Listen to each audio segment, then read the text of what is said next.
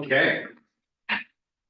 The time is currently 6 p.m. and on this 3/24/26, Tuckahoe School District number 406 regular board meeting will come to order, starting with our roll call. Student Representative Howell, will you please lead us in for today?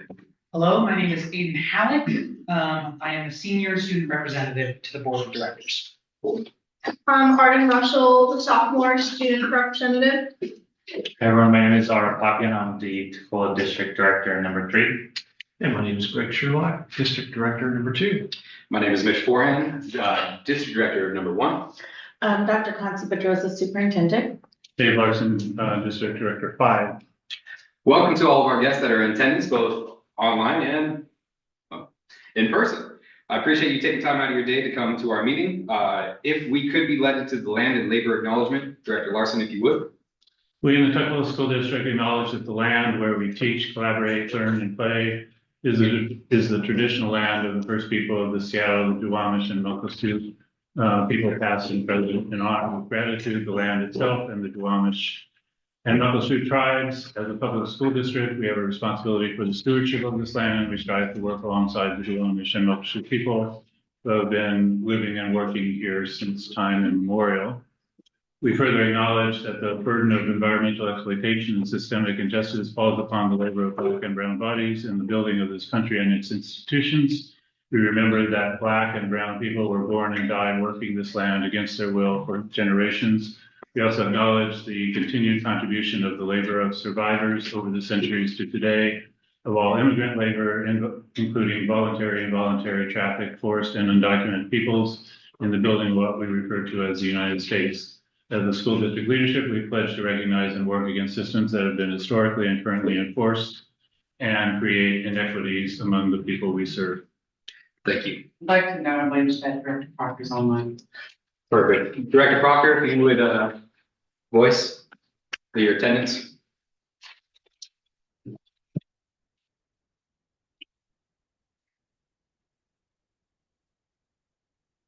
Can you hear me? Can't hear you. I'm here. Perfect. Appreciate you. All right, for anyone that would like to stand for our pledge of allegiance, please do. I pledge allegiance to the flag of the United States of America and to the republic for which it stands, one nation, under God, indivisible, with liberty and justice for all. Thank you. Now, Director Larson, if you would also lead us into our values and group agreements, please.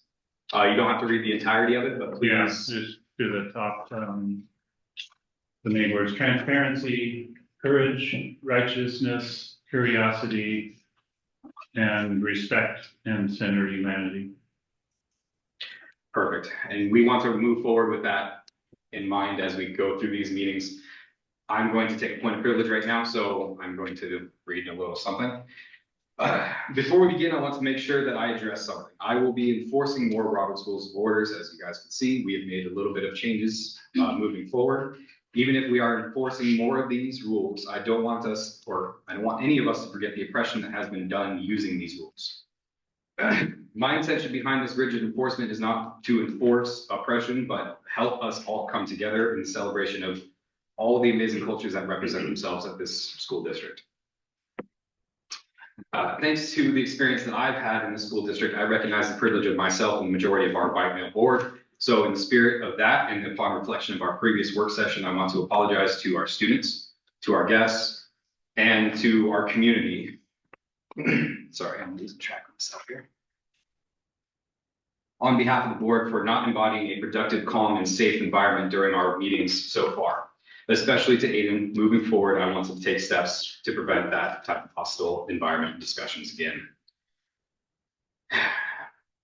Again, one more time, in the spirit of being an anti-racist and inclusive environment that fosters open-minded discussion of our agenda items, I'm going to be enforcing that more rigid structure as I discussed to these meetings with Robert's Rules of Order, this book right here.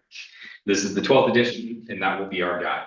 For my part, I apologize to the rest of the board and our community for navigating us through a tense conversation in our previous work session in a non-professional way.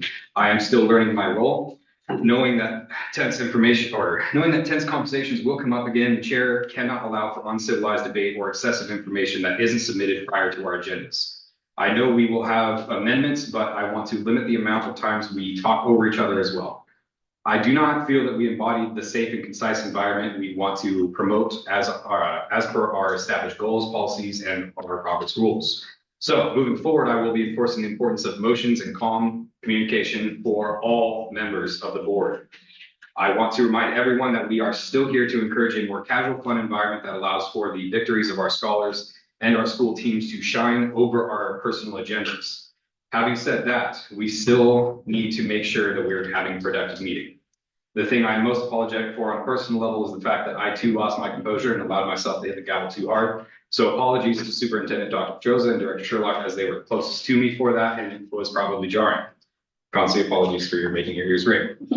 As I expand my understanding of the presidential role, I have come to understand things more clearly. I will be staying out of debate, but summarize discussions and guide us through as quickly and as efficiently as possible without sacrificing our procedures. I will take a point of privilege, like I did now, and again, only to discuss my own points at the end of discussions to summarize everything. I will also recommend things as they come. I will step into off-topic excessive discussion. I will correct falsehoods. I hope all of you will do the same and hold all of us responsible for our own actions. So in the spirit of that, I sent an email to all members of the board reflecting for a cheat sheet, so to speak. If you want to make a point of order, you're going to make a point of order based upon those. Point of order, point of inquiry, or point of privilege. You don't need to make a point of privilege to use the restroom, just to make that clear. Please dismiss yourselves as you need to. I'm not perfect and I still have a lot to learn, so I ask all members of the community and board to feel welcome to hold us accountable with our policies and prior discussions that we may be unaware of. Thank you to the Eastmans for their public comments on the Tuckahoe Elementary School fence. And thank you for anyone else that will call us out on our behavior. We want to make sure that we are being held accountable. So before we move forward with all members and guests attending, remember to regulate before we escalate. Having said that, does the chair have a motion to approve the agenda with the amendments of adding the school improvement plan template review under board discussion and discussion as agenda item 6E, and add approval of the school improvement plan template under actions items agenda item 9G, and lastly to move the item 8E highly capable program to the April 28th regular board meeting. So moved. Second. On to the discussion. Any questions? Yeah, so you're saying 6E is to do what exactly? So we're expanding to have a discussion with the template, just so we're all aware if we want to add any extra items. I know that we had some additions to it. We're just going to go over those additions. Okay. And then if we want to add any more, we'll make a motion for that, and then we'll move for the final action to approve all the changes. Do we have access to that document? I don't see it in the board docs. It was just added. It was what? It was just added. in the morning. So where do I get it? We're amending it right now. But if we want to know what I'm saying, if we want to review the school improvement plan template, where is that template? We have it in our emails, don't we? I know that we received all those. No. No. You have it in your email. But Let me just find it. You want me to add it? to the Yes, board please. docs right now? yes, add it to the board docs. Yeah, that'd be great, so we know. I just want to make sure we have what we're reviewing. One, I want to make sure everyone has access to it Yeah, as well. yeah. Mhm. Okay, I'm also going to forward that to everyone right now. Apologies, just one moment.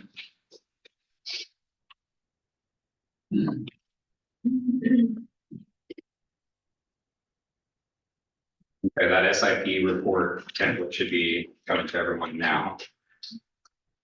So, any further discussion? On to the vote. All those in favor? All those opposed? No vote? I'm going to recall. yeah. All those in favor? Aye. Aye. All right, All right, the ayes have it. Motion is passed and agenda is adopted.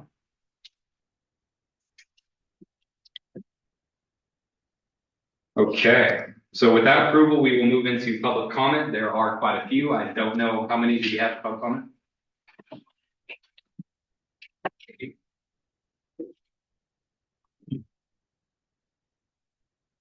Emma Wool, Tukwila Education Association, if you would.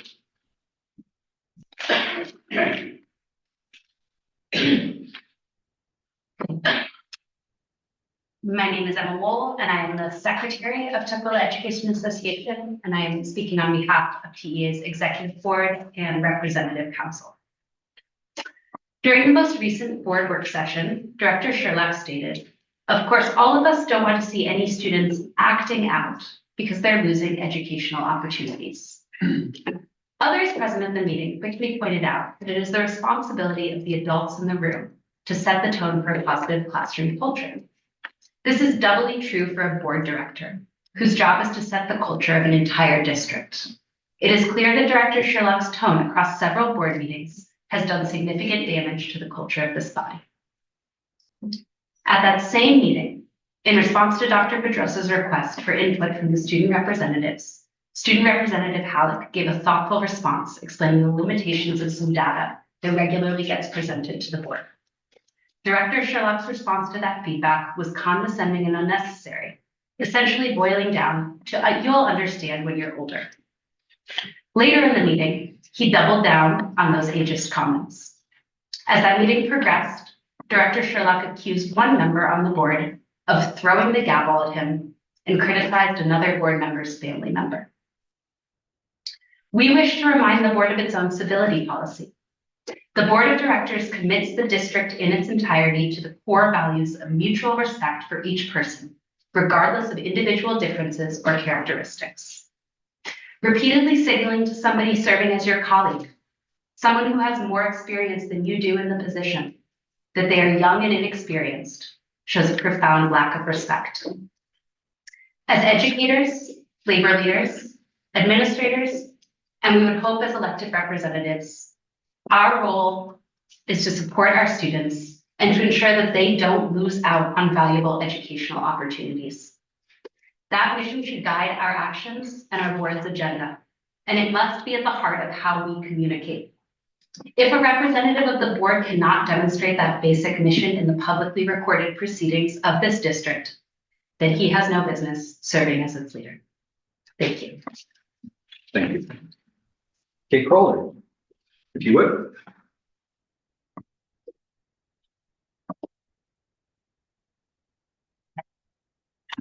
Sadly, I'm here as a resident and a former representative of District 2, and to express my disappointment in how we're being represented on this board. Greg, I know you very well. I know you're a decent person, but I also know that humans make errors, but it's not at the expense of others. And I know you to know better than that. And so I'm here because of what I saw and heard about the last meeting. My heart broke. We are here to center our youth. We're lucky to have representatives from our schools come here, spend their time outside their studies, maintain good grades, give their perspective. We are so lucky to have that. It's hard to get that kind of person here in front of you, and it's something that you should never disparage. If you don't agree with the youth on their perspective, the proper answer is, "Oh, that's interesting. Why do you feel that way?" If you have time. Otherwise, "Oh, that's interesting," and log it in your head and say to yourself, "That's a different perspective from mine." So be it, because they're allowed to have completely opposite opinion from you. Anything that represents throwing shade at our youth, you're throwing shade at our community. And you're disparaging the reputation of District 2 and the people that have wanted you here, that want you to represent us. I'm hoping that there'll be some sign of contrition. I see it happening from the chair, who's trying really hard, who's trying really hard to make some formal changes. I believe in Robert's rules. People know that I'm like extreme into Robert's rules and not what we call Bob's rules. So I hope you learn together with Robert's rules because it is all about sharing the floor and giving everybody an opportunity to have an opinion and coming to consensus where you can. I encourage all of you to dive into your Robert's Rules version 12. It's not that hard. Don't read the book. Please just go get the cheater notes online. It's much easier. And to give each other grace as people stumble around and make motions or ask for a point of privilege or whatever else. And for Pete's sake, give your president some grace because it's really hard to do this. By taking this role, he's literally saying he owns the floor and that he gives the floor to members. And he tries to do it equitably. And he tries to let everybody have their say. So don't fight over it. Don't fight the rules. Do the right thing. I believe better is the enemy of good enough, and this looks like the right moves to get there. I know you guys can unify. I also know, as a project manager, there's a thing called form, storm, norm, and perform. I hope that's the last storm. You guys need to norm, as in normalize, and start performing, because that's why you're here. You're representing our city to make the best possible outcome of our school district benefit our youth. And if they don't agree with you, thank God. That's why they're here. They're not here to be your yes person. They're here to express what students feel like. And my last statement is, don't get personal, especially with our students, because our community will get personal with you. Thank you. Thank you. Seeing as no one else wrote their name down for public I comment, have an inquiry for the chair. yes. How would a member of the board that forgot to write their name on the list go about going for public comment? Thank you, Chair. Does anyone else wish to sign in? We can, after online, they can raise their hand or. While Aiden is signing his name or their name, can we see if anyone else online wants to make public comment?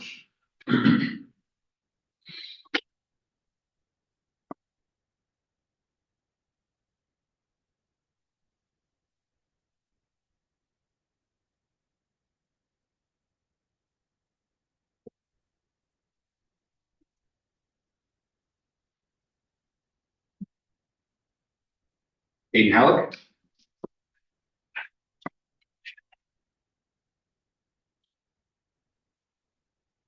Hello, I haven't seen you from this angle before, so it's a little weird. Honestly, kind of scary. I feel bad for everyone that has to sit right here. But hello, as you may know, I hope you know, my name is Aiden Halleck. I am a student at Foster High School, a senior. I'm also a resident of Tukwila. I'm speaking by public comment today to share my reflections on the last board work session. First, I'd like to apologize for my part in upsetting decorum at the last meeting. But there are some things I'd like members of this board to think about as you all continue your terms as board members. And think about these especially well after I'm gone. Since I'm normally here for, what, 2 more months, 2 months and a little bit of change or something like that. Who do you represent?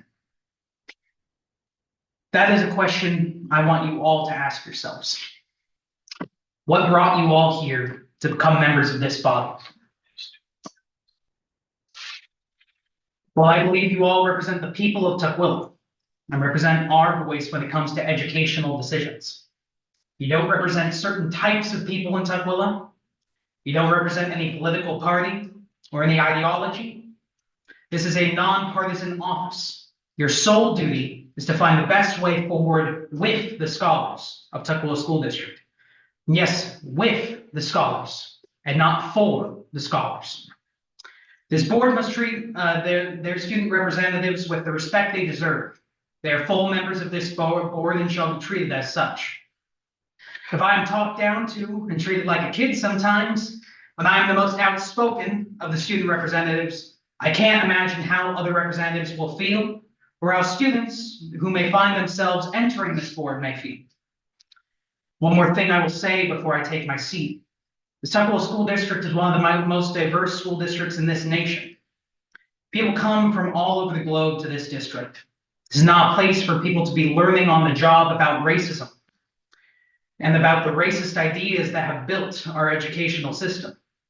Our district is firmly committed to our anti-racist stance. If you cannot operate within that framework, then you should take a cold, hard look at yourself and decide if this is the right place for you. Thank you very much. Thank you. I'm gonna move this back over for the end of anyone who else wants to sign up for public comment. Moving forward, we have our student representatives report. All right. Hello, since the last meeting, I have a couple of things to report, such as the drama club's production of 12 Angry Men has been going smoothly. The ASB is doing a fundraiser next month, selling butter braids. These are pastries that are filled with a variety of fillings. I will be sending you, all members of this board, my QR code, so you will hopefully buy my butter braids, so I can win the prize that I will get if I sell the most butter braids. I am also, other things I am doing in my role as ASB treasurer, is I'm implementing some reforms to the rejection process of the ASB.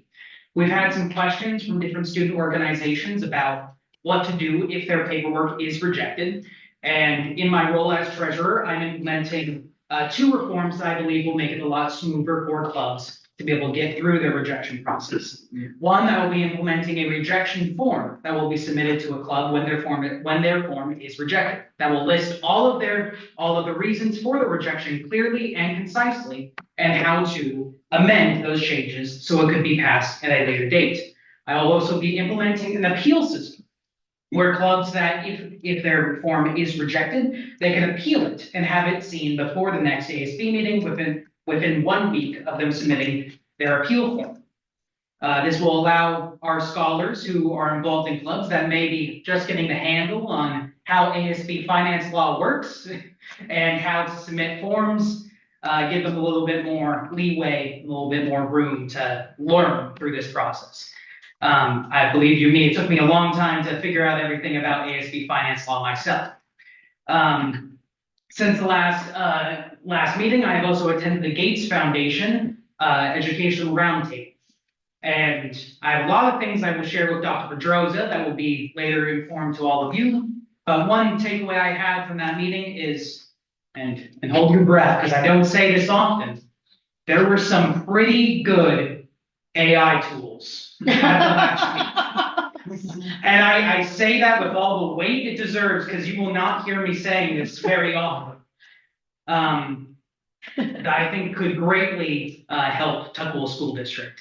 I will be sending more information to Dr. Pedroza for review. The civics class also went on a field trip last week to the Regional Justice Center and got to participate in mock trial and some deeper learning about our justice system. The social studies classes also have an opportunity to discuss their letters with some council members, Kate being one of them. That is all I have to report. Thank you. Thank you. I'm going to state that Ariana sent a report in that I have it. We're going to read it. Okay, perfect. Thank you. Go ahead. Hello. Since the last meeting, Drama Club has begun building a set for our play 12 Angry Men or 12 Angry Jurors. We met on Sunday to build and are going to meet again tomorrow. We're building all new flats to use for the next few years, but we might struggle to find a place to store them until we can get a dumpster. Other than that, the badminton season has begun and Rihanna just got done with the game today. The choirs are about to have a concert on the 26th at 6:30. And we've been working very hard on our songs, and there will be lots of students singing songs they practice on their own. Last week, the high school choir went on a field trip to the Soundview Music Festival to perform 2 songs and got excellent scores all around. Lastly, me and Aiden attended the Gates Foundation Education Roundtable, the last one of the year, and we heard from people from schools and programs about AI tools being integrated into school life and how to balance that. And I will be reading Rihanna's report. So just imagine I'm Rihanna. Since the last board meeting, I've joined the Tukwila Teen Council, where we meet at the Tukwila Community Center and come up with ideas to make our community more inclusive and welcoming outside of school. On a personal note, I've been ranked #1 double for badminton. For my second year in a row. Yay! And I've also been coordinating the Filipino performance for the Multicultural Assembly at Foster. I have also been requested by Mr. Klender to say this on his behalf. I need to have smaller class sizes. As a Spanish teacher in classes like Spanish 1, my students need to interact with each other to learn. If we're doing that in classrooms with 35 plus students won't be able to, nor want to interact with each other. Please convince the board to let me have smaller class sizes. Unfortunately, he was unable to attend this meeting due to his family issues. There's Rihanna. I just see. Look, it was Rihanna all along. I'd like to add on to that. Yeah. There will be 4 sections of Spanish 1 with over 35 students in each of those sections. A Spanish 1 class should not have that many people in it. That is laying the fundamental building blocks of a new language, which requires a lot of one-on-one work and a lot of interpersonal interaction that you cannot get if you have almost 40 students in a class. It just is not possible. This is also furthers my yelling about the master schedule, because it needs to be better. Because we can't, like I said before, the CIHS being every single junior having to take college and high school English, and then all high school students taking honors. From what I've seen, it is not everyone gets honors, it's no one gets honors. And, this needs to be improved for the sake of our students and for the sake of our community. Thank you. Thank you. Rihanna, if you want to add anything that was not in your statement, please go ahead. No, I don't. Okay. Sorry. That is all. Thank you to our student reps. All right, moving into our superintendent report. Hi, good evening, everyone. First, I just want to acknowledge that this month was Women's History Month. There are so many women in our system who work to make this district amazing. And I also want to thank all of our male allies that really work alongside us to get things done. I also want to acknowledge that happy Eid al-Fitr to those who are celebrating. They just finished their month-long Ramadan fasting and then celebrations. And then upcoming, because we will not have a board meeting, to those celebrating Lent and Easter, we also want to wish you a happy holiday in the coming weeks. Some district updates. First, the district, I'm going to say, we are heading into a huge systems migration from Skyward to Cumulative that will have an impact on everyone, students.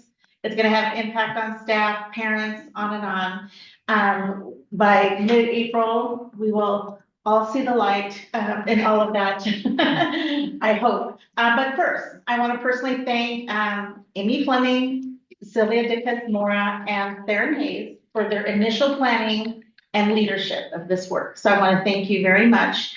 I have a whole list of people to thank, but I want to thank you in the initial stages of planning to kind of get some stuff done. And then I also want to thank these names of folks who have made some really strong contributions behind the scenes at the district level and supporting schools. So I'm going to go through the names slowly because there's a long list. But Arita Coleman, Jamie Farnham, Nancy Kawai, Crystal Lopez, Angela Meyer, Jessica Parr, Alicia Scott, Lenny Wood, Tuan Nguyen, Sally Jerome, Sean Yu, Quo, who's now retired, Yasir Maksusi, Moses Guna, Ray Scriber, Kathy Turner, and Karine Woodfork. So thank you so much for all of the efforts and behind the scenes and the leadership you've all provided. It's been a huge undertaking. And I just want to say that one thing I can say about Tukwila School District, we are small, but we are mighty. So we couldn't have done this without all of those contributions to the work. This weekend, our Foster High School robotics team is heading to Auburn. So they are going to be doing the participation of the the big state tournament this weekend on Saturday and Sunday. All the information of the dates and times are on our website. For those of you following the Tukwila Elementary Fence, the survey for feedback is on the website. It closes on March 31st. So if you are interested in bringing your information, we have flyers up as well. I also want to thank the parents who came to our dual language advisory committee. We had a robust meeting, and I really appreciate the voices. And one of the things that the parents shared is that they're just, consistency, alignment. Those are the two things they talked about. Especially the ones who've been here for 4 years, they're saying, like, we want to make sure things just continue on that pathway, work together. And so we really appreciate all that feedback. I also want to thank the parent advisory and the ASB leadership team for inviting me to talk to them specifically around safety, prioritizing safety for every student in Tukwila, especially with all of the federal enforcements recently. They just wanted to hear what was Tukwila School District doing to ensure that every scholar and family was safe within our district. So I really want to thank you, and I'm also happy to come back again and answer more questions or come to a meeting in the future. And then finally, I want to acknowledge, ending my statement with March 6th was Employee Appreciation Day, which I lovingly call Tukwila School District Employee Appreciation Day. We have a lot of employees here. I just cannot stress enough, our staff always just goes above and beyond all the time. And this means everyone, behind the scenes, in front with scholars, maintenance, operation, transportation, just everybody. And so I just want to say from the bottom of my heart that we see you, we acknowledge the hard work you do. I know sometimes we have lots of stressful moments. And I know that at the end we come out of it together and even better. And sometimes it's the struggle that gets us through to where we need to be. So I just want to thank you for all you do for our scholars and our families. Thank you so much. Thank you, Dr. Pedroza, and thank you to everyone on the team. I fully agree. If we could start on the other end of the table, Director Larson, if you have a report. So I guess I'll start with just a little update on the robotics team. So they competed, I think it was last weekend, up in Snohomish County, and they usually do 2 competitions a year, and if they do really well, the potential to go to a 3rd competition. But I think over at WSU or something. But anyway, they did really well up at I think it was Glacier Peak High School in Snohomish County, and I recommend anybody who hasn't seen them to go down to Auburn High School. They'll be down there on Saturday and Sunday. It's a really it's kind of unlike anything you've ever seen, and it's when you think of a robots competition, you might think of robots fighting each other and trying to destroy. That's not what it is. It's actually more like an athletic event. It takes place in the event in the gyms down there, and it's about getting points. It's about alliances with other teams, and it's just a really we talk about all the 21st century skills that we want students to have: collaboration, problem solving, critical thinking. It's all on display in that. And I want to give Mr. Shaman credit. He's been doing it since 2020, I think, when he first started doing it. And, he's the guy that keeps that going. And he's, the team is, they work really hard, same thing as with the drama team. And so it's well worth going down to see it. When you go down, it looks kind of crazy, and you have to spend a little time understanding what's going on. But the thing is organized incredibly well. And anyway, so I recommend if you have some time on Saturday or Sunday to go down to Auburn High School. It's a little closer than going way up to Snohomish County. Also wanted to recognize the boys basketball team. So the boys basketball team got into the Sweet 16 essentially for the 2A division this year, and they won their first game. It was down at University of Puget Sound. I went down and they beat Greenbridge High School, and then their next game was over in Yakima, and they lost to Grandview. It's a team over in Yakima, and they actually lost in overtime, so they were actually ahead by, I wasn't able to go over there, but it was it looked like it was a fantastic game because they were ahead by 7 points going into the fourth quarter, and then got tied and then lost in overtime by 3 points. So another great year. This is the second year in a row the boys have gotten into the state finals, and again did really well. So congratulations to them. And the girls also did really well this year. They didn't get to the state finals. They missed it by a game, but anyway, they did really well as well. I did want to also comment. So OSPI, Superintendent of Public Instruction Office, came out with publishing the graduation rates for all the high schools this year, and I just wanted to recognize that Foster High School had a graduation rate this year of 89.4, which is the highest four-year graduation rate they've had in probably 20 years.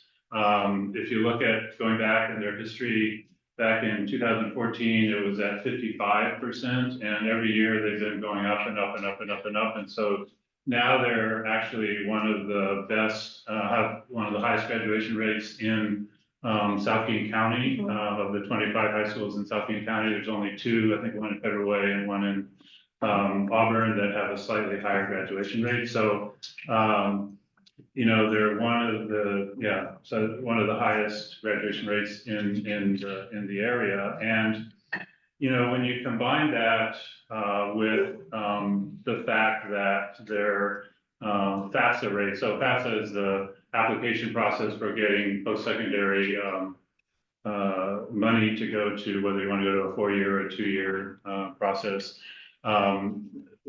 Foster High School has the highest in King County, about 74%, which is the highest rate for getting those filled out. And so when you combine those two together, you think of what's going on at our high school.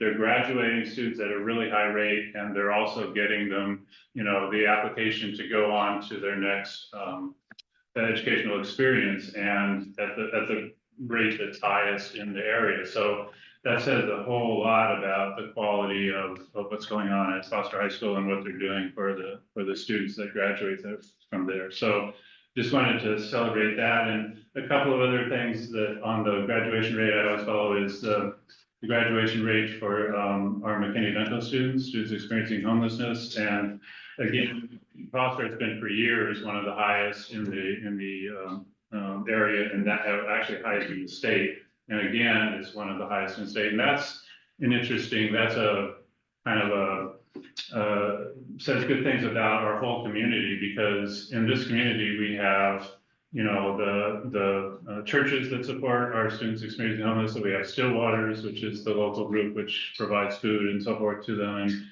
And all that kind of comes together in the graduation and giving these students that have not been given a good shake in life a boost upward. So that's something I always like to look at, and I think that, again, that's something that Foster's and our community can be proud of. And the one other one other number that I always like to look at and at Foster High School is the 9th grade on track. So this is basically at what percentage of students have passed all their courses in their freshman year, which it turns out is a huge indicator for graduation rate. It turns out if you pass all your high school courses, you're 3 times more likely to graduate than if you don't. And so that indicator is one that is really important to watch. And I know it's been the principal at Foster High School has been watching that indicator. That indicator is starting to move up. It kind of went down for a while, starting to move back up, but that's going to be a key indicator to keep these graduation rates as we go forward. So anyway, there's lots of good things to I think celebrate, and I think we should hopefully do some publicity about that to our community, because Foster has been an exemplary school for many years, and it's, you know, it's just more numbers to support all the good things that are going on there. The one other thing that I did, and this is on my own dime, but I went to the NCCE conference, which is the Northwest Conference for Computers in Education. It's basically the ed tech conference of the area. And not surprisingly, there's a whole lot of artificial intelligence stuff going on there. We have, we had our last work session, we heard from our team that's working on the AI work, and I think we're in good shape. It's a fast moving field, but there's a lot of good sessions and guidance about one of the things that was interesting for me was when they talk about, what do we need to do to get our students ready to engage with artificial intelligence? And a lot of those same skills that you need for that are also preparing them well for the CTE programs or the career and technical education programs. And they're also the same skills that we talk about when we want portrait of a graduate and what we're trying to work on. So all these are skills like, the skills that appear at the robotics team, for example, the collaboration, problem solving, critical thinking, all those kinds of skills that typically aren't so well tested on the standardized tests, but we are critical to students as they move forward in life. So anyway, I've shared a lot of that stuff with Dr. Petrosa, and there's some, and also with some of the folks on the AI team for kind of different ideas for thinking about how to get our students better prepared to deal with artificial intelligence. And you're right, Aiden, there's some good tools out there, but there's also some dangers, and you're right, exactly. And we need to make sure that our students are able to differentiate between those two so they don't get sucked down into bad holes, but they can use it for the good stuff. So that's it, thanks. Thank you. Director Everett Proctor, if you had anything to report. Yes, I'm pleased to report. Been busy in District 4, but most poignantly, I'd like to say an opportunity to encourage and support Coach Petty and the Foster High School basketball team, boys basketball team, in their successful state tournament showing. He's a great coach, and I got a chance to chat with him several times. Also working with several para education nonprofits who are interested in serving the middle school and the elementary schools with a mentor model that we're going to continually explore with the principals and developing. So we had a couple of meetings that we're looking forward to meeting moving forward. So thank you. Thank you. And I will go last. So Director Sherlock. Okay, thank you for the floor. I just was going to say, I wanted to extend my congratulations to the robotics team as well. Just going to speak on that, but I think Director Larson covered it better than I was going to, but that is a tremendous achievement. As everybody knows, robotics really are taking over manufacturing. The requirements of quality are really driving that, and we're seeing that all throughout the entire manufacturing sector. And so to have those skills in robotics really puts you a leg up. So just want to encourage the team, and I think it's just a magnificent thing that you've made it to such a high level. Other item I was just going to reference very quickly. I'm not going to submit this. I was just going to say that there was an excellent article in the city's Hazelnut. I don't know if everybody had a chance to see it. It's the February issue, so it's obviously 1 month behind us. If you don't have it at home still, you can get this online. And on the back page, Dr. Pedrosa has a wonderful half-page article about the success of the schools. I'd like, if you have an opportunity, to encourage you to read that. I'm also very, very glad that she highlights in here about the Promise program is expanding to South Seattle Community College. Most of us here know that, but I think there's a lot of people in the community that are not aware of that. And I think that's a magnificent thing. So I just wanted to congratulate you on that article, and just encourage the community to read it if you get the chance. So I conclude your report. Oh, yes. Director Papillon. I'd like to say thank you for everyone who came up to speak and showcase, as a board, as a whole, we're trying to do better and represent our students and scholars. I think that's really important for us. Also props to President Forehand for enforcing Robert's Rules of Orders and trying to have more productive meetings. I want to give a shout out for sure about sunsetting Skyward and moving to Cumulative. I know Amy, Sylvia, you guys have been working hard. Personally, working at Seattle University, we're doing the same thing, which is sunsetting old systems. And I gotta tell you, this is a lot of work when it comes to doing unit testing, validation, building, and doing all these tests. It's a nightmare. So I'm happy you guys are going to do this and streamlining a lot of work. This is a huge improvement for us. And I think, definitely logging into Skyward seems a bit outdated, but I'm hoping this will shine light to the new system that we'll use. Appreciate our student reps for speaking out as well. Aiden, I want to say thank you very much for for always speaking your voice and making sure it's heard, even though students don't get to be a voting member here. I will try to make an attendance for the 12 Angry Men, and as well as shoot me an email for the butterbread. I'll try to. This weekend, I got to attend one of the workshops that was hosted at the School Community Center. It was called, it was hosted by the Duwamish Air Improvement Study for the Youth. They're very keen on, they received a grant from the University of Washington, which is specifically helping the youth who are impacted around the airport quality and the air quality and helping folks, children who have asthma. So school is obviously one of the places where it impacts all the youth. I know community members like Brandon and Danielle Eastman have told me, air quality is an important thing that we value. And we want to make sure that students, at the elementary school, especially the ones who are growing up, have good air quality. One great resource is the Duwamish Air Improvement Study for the Youth. They provide air purifiers for free, and I was surprised that they were giving out at the event. So if folks are interested to reach out to them, they may have some available, and maybe even something to put in the classroom or two. But just to conclude, I want to say, we're doing our best to represent the board to go in motion, and I think that concludes my board report. Thank you, Director Papillon. And then before I get into mine, can we get the legislative report, please? Put up so everybody's kind of figure out the session ended, and it always takes like 2, 3, even a month or so for everybody to figure out, okay, what exactly did they do to us? Generally, though, you probably heard a lot about the millionaire's tax that got passed.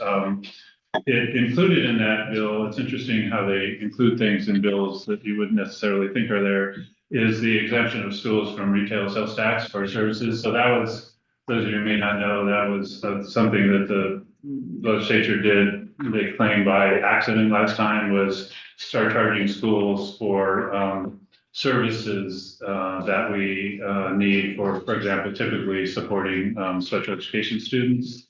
And that was a significant hit to schools, and they said they didn't mean to do that, so they reversed that, which is good news. There was interesting, a big deal, and you may have heard, particularly with the governor, that was made of that they're going to now fund free meals for all students. Well, the kind of side thing about that, so our district, all students in our district have had free meals for several years now. And what that really means is they're going to start, and about already 70% of the students from all the lower incomes have already gotten free meals. So basically what this is, they're now going to start funding free meals for all the students that aren't so economically disadvantaged, which is not really an equity. To spend money on that, I would have much rather they spent money on some more equitable things. But anyway, that's what they did. They did do something interesting. So McKinney-Vento, which is the federal law, which requires support for students experiencing homelessness, which, as people know, we have always traditionally had a pretty high percentage in our district. And a lot of times we've been kind of fighting for more funding to support those students over time. And the state generally has always said, well, that's a federal law, so go ask the federal government for that support, and they don't really do much.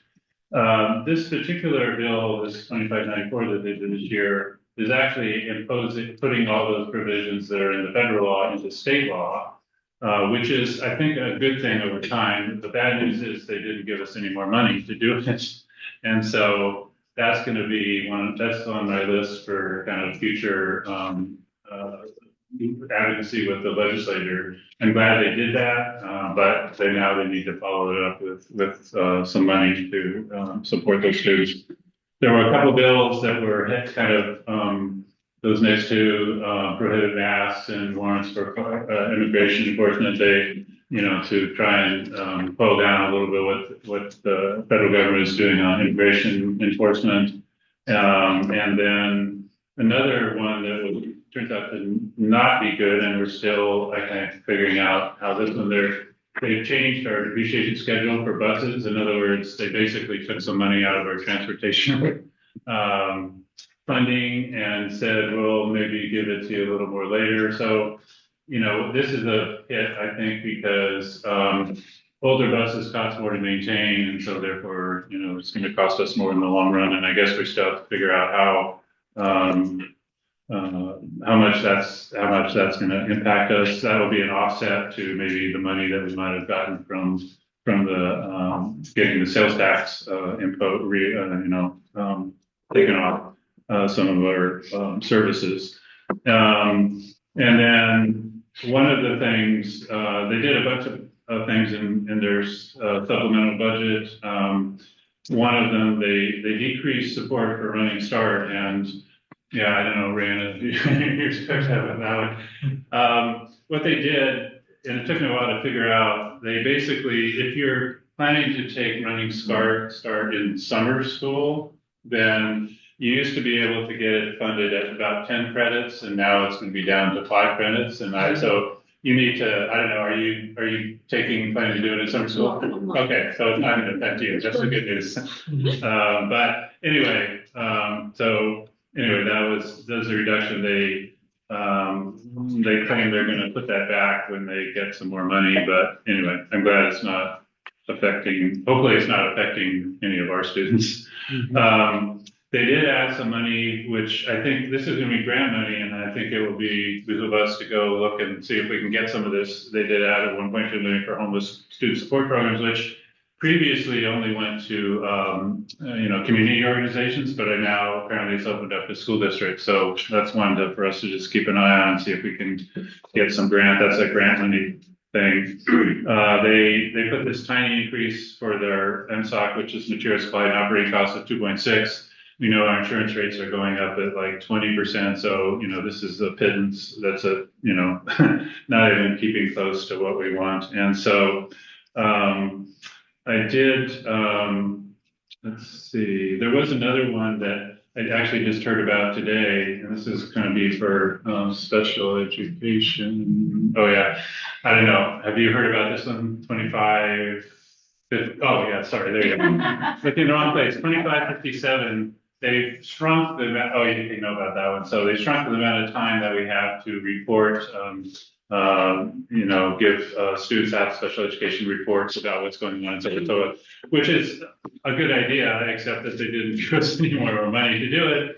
And it's going to require, probably some more psychologists or something to be able to do that. So that's another one that, we thought we combated some of these, and I think most of the unfunded mandates were bought, but this one, another one that snuck in, they said, oh yeah, do this, but do it with your money, which in most situations it would be considered stealing, but for them, they can say, do it with your money, and it's a good idea and so forth. So anyway, I think it always takes a couple months afterwards, after the session ends for OSPI and everybody to figure out what the implications are. Then I know our CFO is waiting for some spreadsheets from OSPI to help figure out. So maybe in a month or something or two, we'll have the net. I have a feeling the net result is going to be that we'll be down, net down this year. So it wasn't a good news. And school districts are, pretty generally down about what happened this year. And so anyway, that's where we are. All right, thank you, Director Larson. To close, my report is a little long.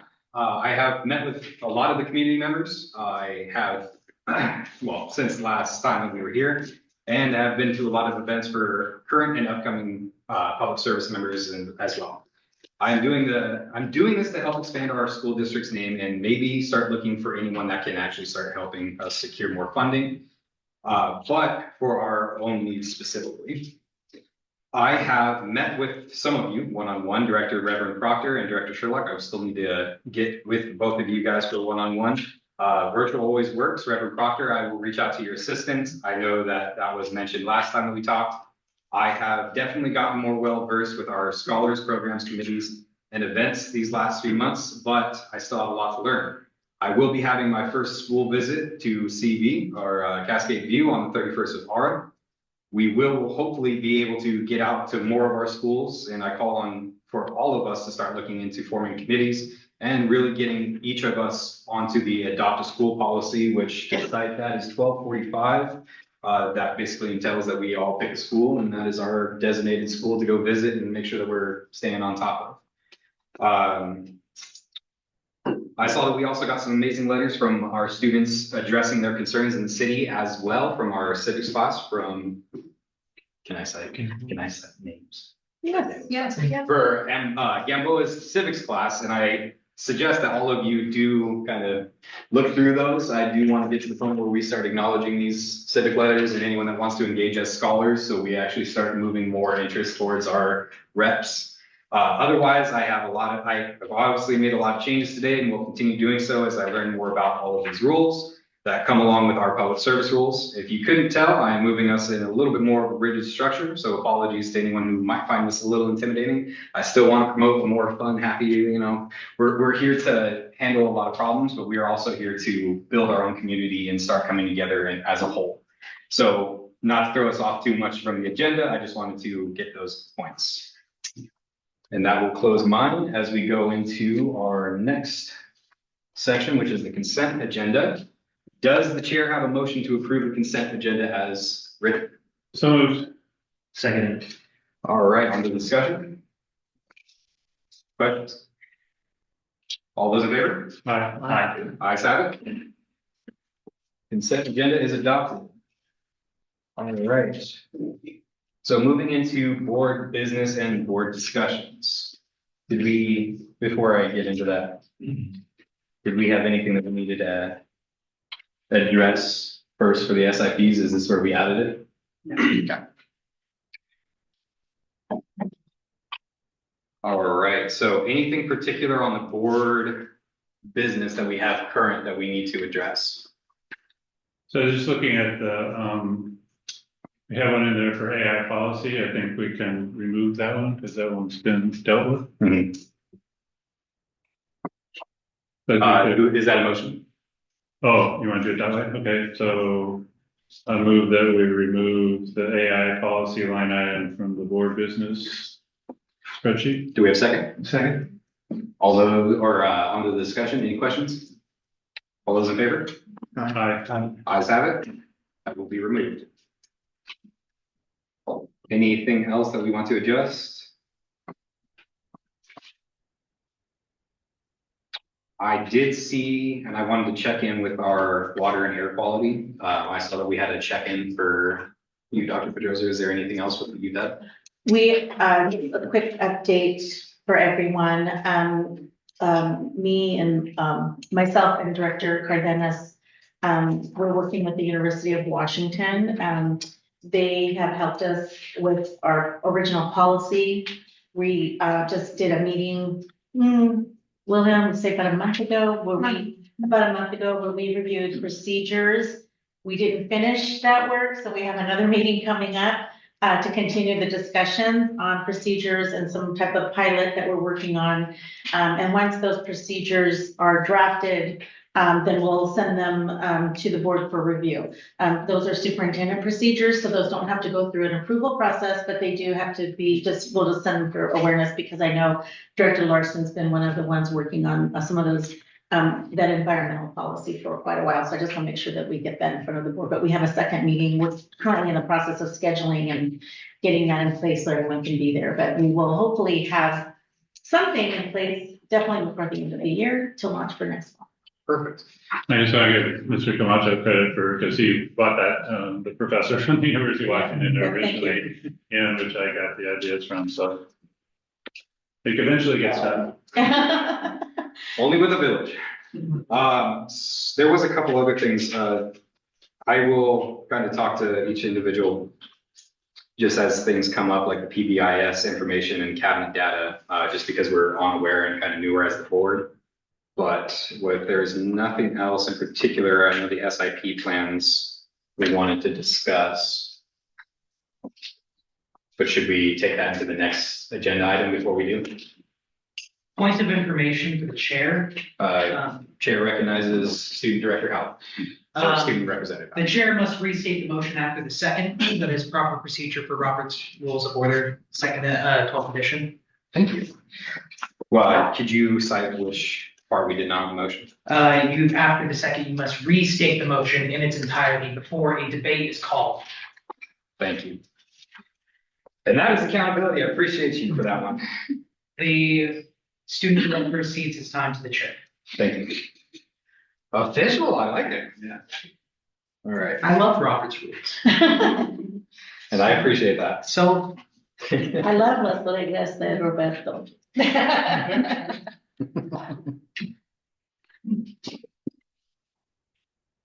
Apologies, I'm just making notes. You had to say it. So in spirit of that, I'm going to recall for that motion that we did. So we are making sure that we're following Robert's rules to the letter. If we could. So I move that we remove, the AI policy line item from the board, business spreadsheet. Second. So we are removing the AI policy from the board spreadsheet. Any questions? All right. On to the vote. All those in favor? All right. Ayes have it. Okay, getting into the board operating agreements. Guiding principles and expectations. So this one I kind of added in, if anyone has anything if they did not review the guiding principles. Did everyone get a chance to do that? Okay, so to expand on my previous points, I want to ensure a calm discussion where everyone's voice can be heard while we are having these meetings. As long as we don't violate anything, I will allow tense conversations to be had within reason, as long as it is always directed at the chair and does not mention people outside of the meeting agendas. I have no problem with letting people express their passions. I have not learned everything, so thank you again, Student Representative Howell. So all of this was a point of privilege under my understanding of my power as president or chairman. If I cross the line, please do call me out. I will be leaning into enforcement of our current board policies, guidelines, and operating principles, but am not one who is pleased to silence people. So please, if you need to remove yourself to compose your actions, I ask that you take the lead of Student Representative Howell, who made the mature decision last meeting to remove themselves before escalating.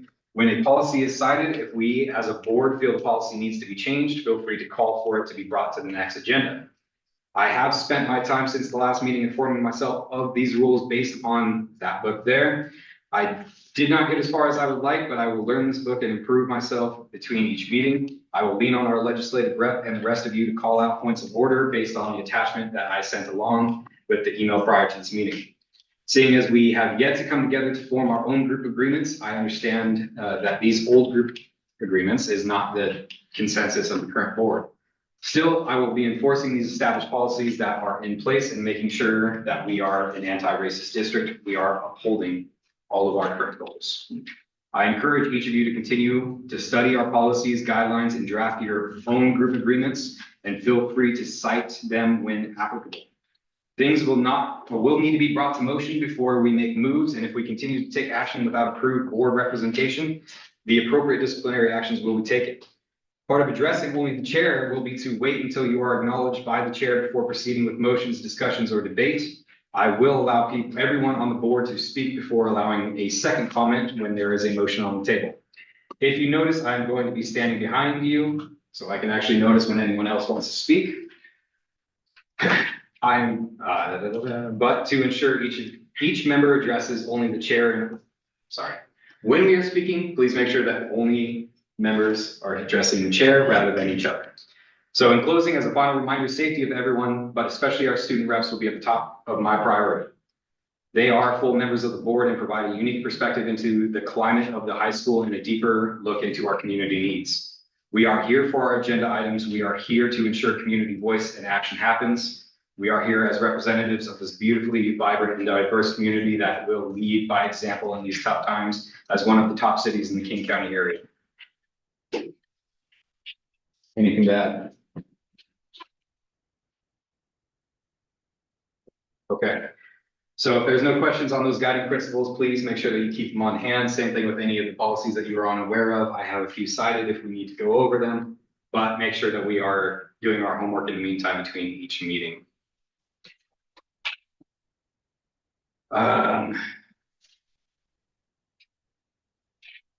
Moving into board goals quarterly check-in.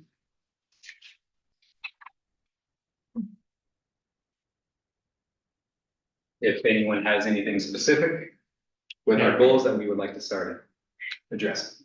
So there's, I think there's 2 items that have been completed that we can remove. They're under action items.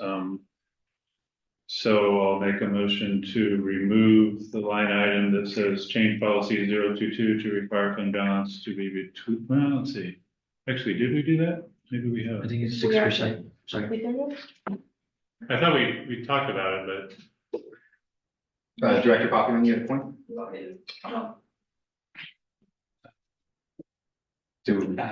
I think it was 6%. You said it was 6%? I mean. It was 6%, I believe.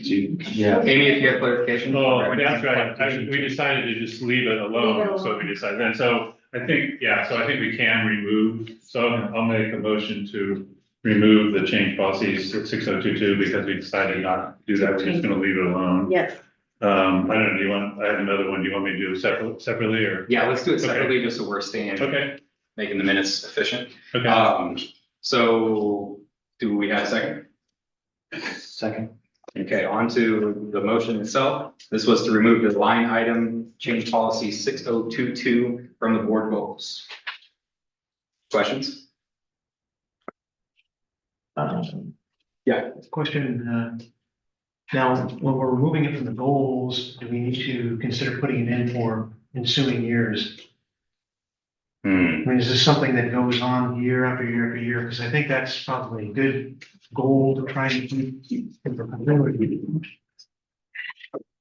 Chair recognizes Amy Fleming.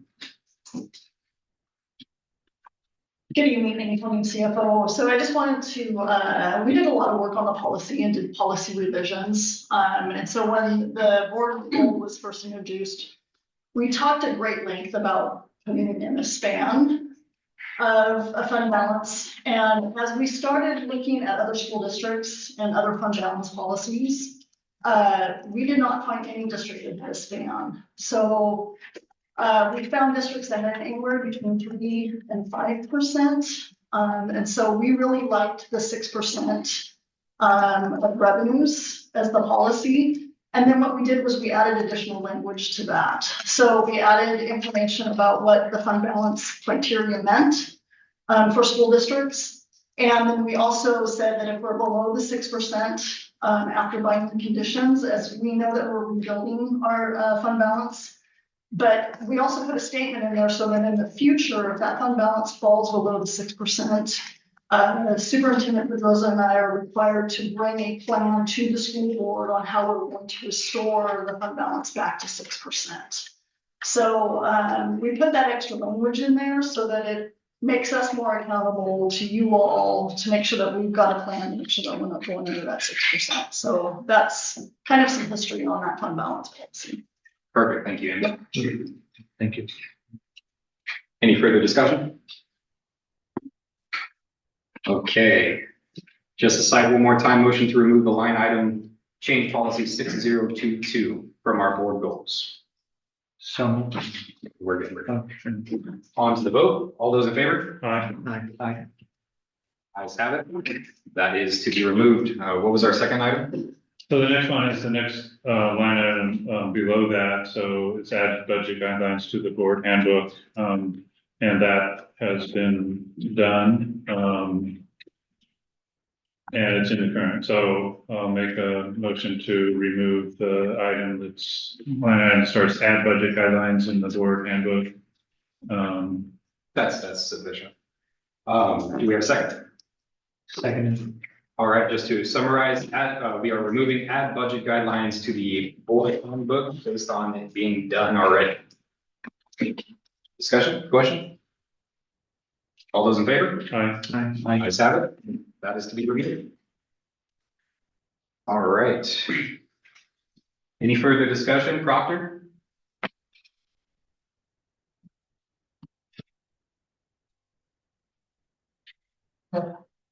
Okay. Well, if that's the case, we are moving into our board questions process.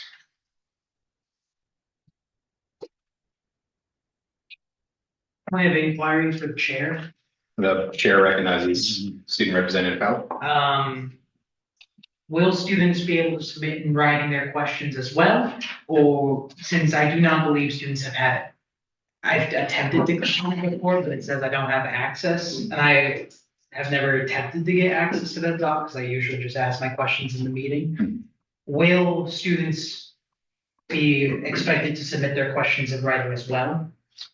Did we cite policy for that previously, or were we just not allowing it? There's nothing that prevents you from. Yeah, I was just having access to the document thing. I could have, but I didn't. Yeah, and it's not, just to be clear, it doesn't require that you put questions in there.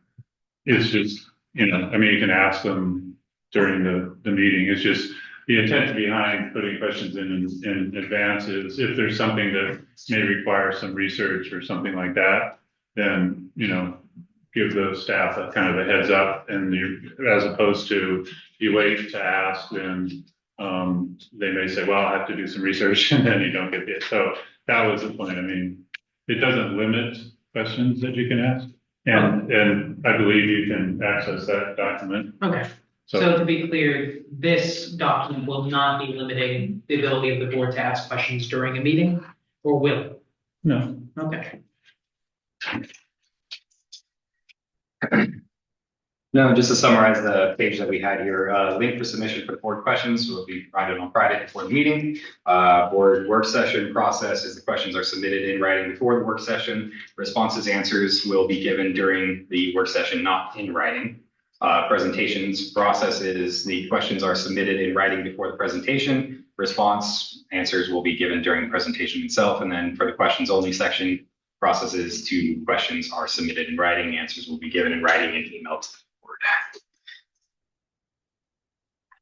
And then just one thing that I had to, or felt like I needed to address on this is the concerns that we have for a little bit of an excess amount of questions. We don't want our staff to have, or we want our staff to have ample time for these discussions, especially if it's going to be required by the board. We need to make sure that we're making motions to enforce it. I want to cite specifically our, the Tukwila School or elementary school fencing. When we get into that discussion later on, I'll get into more details. But since we didn't make a motion, we are kind of sitting on our thumbs with the things that we asked for. So keep that in mind as we go into the voting process, that even if things aren't there, we did not make a motion for that. Otherwise, did anyone else have anything to add on the board's question process? Did we have another point that we added to this section, or am I for the SIP? No, that's okay.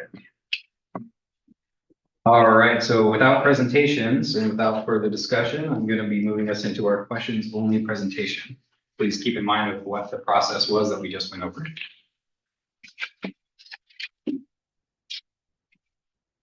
Let me pull this up really quick, sorry. This is where we do our tips templates.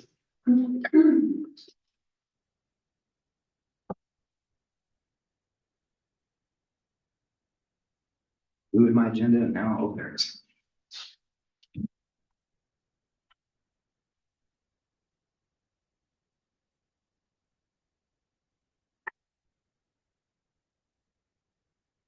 Okay, so our SIT template, did everyone get a chance to go over this? I know I just sent it, but. Go over it.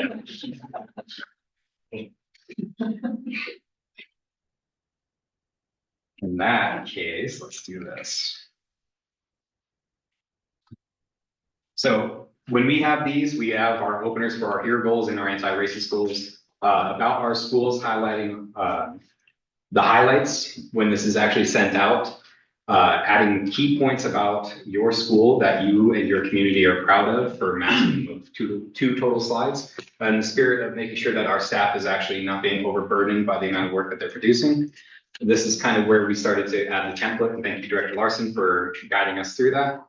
So in this case, we're limited for 2 slides on that for the analysis of progress in our school improvement plans, context of our school improvement plans, if needed, add overall notes about what data in the upcoming slides to give context that the numbers alone don't convey, getting into the SMARTY goals for reading ELA, covering the actual goal outlines or outcomes, getting into analysis. I won't read this for everyone, but just to go over really quickly, getting back into the SMARTY goals for math, then the analysis of that, SMARTY goals for a third topic, add to whatever is necessary for those principles, and then analysis of that goal, and then same thing for 4, whatever you feel is necessary for the school that you need to highlight.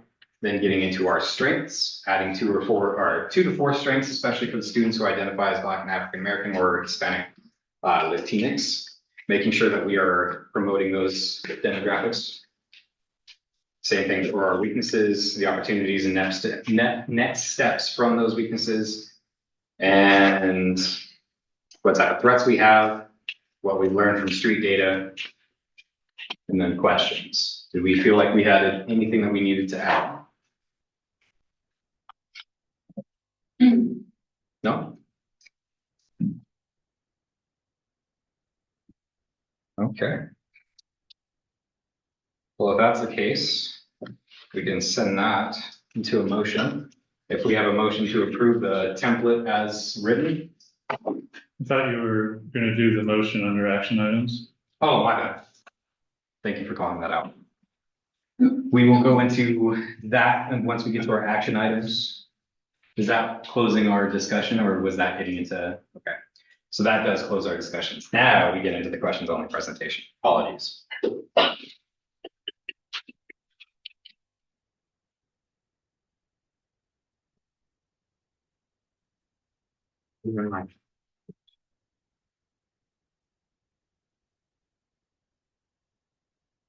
Sorry, I have to close out all of these other ones.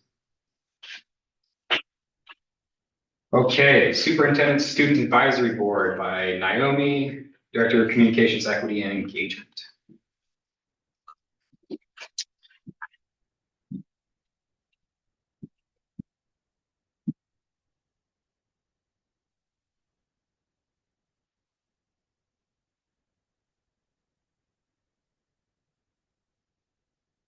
So we had 2 questions here. Do we feel we need to ask anything else? Or were we answered?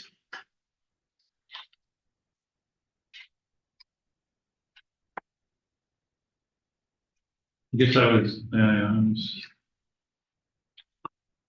not sure when this, so something, something new got added here.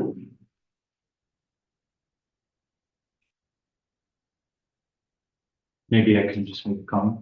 Absolutely. I think this was one of the most well written board presentations I've seen. I really like the highlight of acknowledging that a lot of the testimonials, and obviously it's like a lot of the work was cited, and as well as seeing one thing that caught my eye was when teachers say you matter, it helps even more when they act like it. That was really cool. But from my end, I think this was a really well done report from the students' perspective and initiatives, and I got to learn a lot about the cybersecurity, about the bullying, and what resources students can use or promote for their peers to use. So it was, yeah, I think it was one of the best ones I've seen. Any further questions? Yeah, anything that you would like, okay, go ahead. Yeah, I was trying to get at, so we have the student report and there's a whole bunch of areas, that they have recommendations around. And I'm trying to get to, how is the district responding to those in this? So this new attachment here, I see focus area, so you're focusing on mental health and wellness, recruitment and representation, creating space for students to share experience. So those are kind of, I'm trying to relate that to the three areas that the students are defining. I'm kind of looking for anything specific in those areas. Okay, so it is spring student climate survey is one of the specifics. Correct. Okay, and then ongoing feedback, I'm not sure exactly.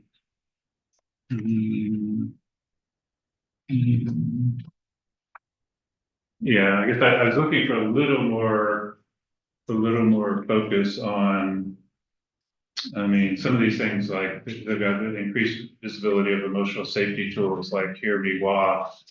That one, it would be interesting to know, what you're getting from that. That's one that's been around for a long time and students have always been concerned about safety issues and there was kind of a lack of ability to at least anonymously report some issues that they were having and then so there's been several pieces of software set up over the years to try and capture that and it's never produced anything that I've been able to see. So that particular one, I'm curious, are we getting the last time, some of the previous ones that have come up when I asked students, well, do you know that this exists? No. So obviously if they didn't know that it was available. And I'm just curious about this Hear Me Why. Are you collecting, are we getting some data coming into that? Yes, Naomi Berto, Director of Communications, Equity and Engagement. For Henry Watt specifically, it has been distributed throughout our secondary schools. So we have marketing materials that we received from Henry Watt, as well as a few additional marketing ideas that we've had, such as placing stickers on bathroom doors, almost like how you would see like in an airport or something. Right. We will have to work with Director Cardenas on that to make sure that it's in alignment with that.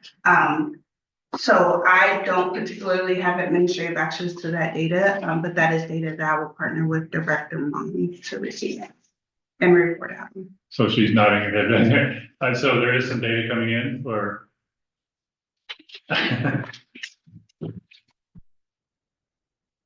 Andrew Mon, Director of Student Services, she, her pronouns. We have not had any students accessing the platform as of yet, but It has been communicated to all students in a couple of different avenues. We continue to recognize the need for instruction around a tool so that students know how to access it fully. So we've been working on that with the Human Services team. But we have blanketed posters in all of our schools, but we don't have any students that have accessed it yet. And I might add to anecdotally,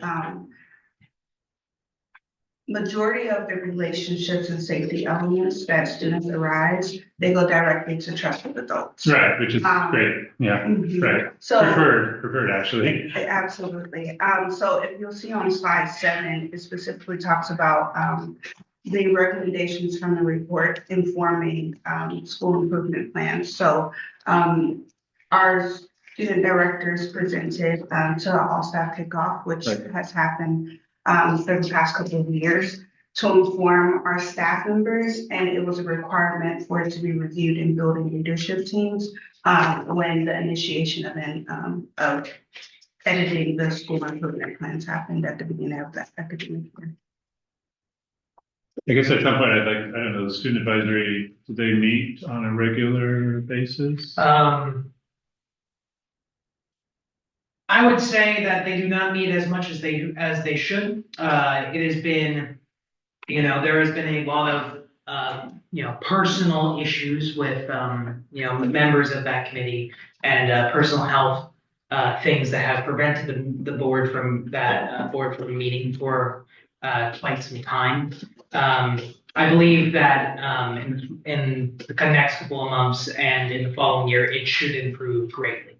We are currently working on, or at least I have been working with Dr. Pedroza a little bit to build leadership within the SSAB and start to sever it from the student representative's role itself and build more roles of student leadership instead of centering responsibility onto the student representatives so that we can have more student perspective be given to the board instead of it all being filtered directly through us.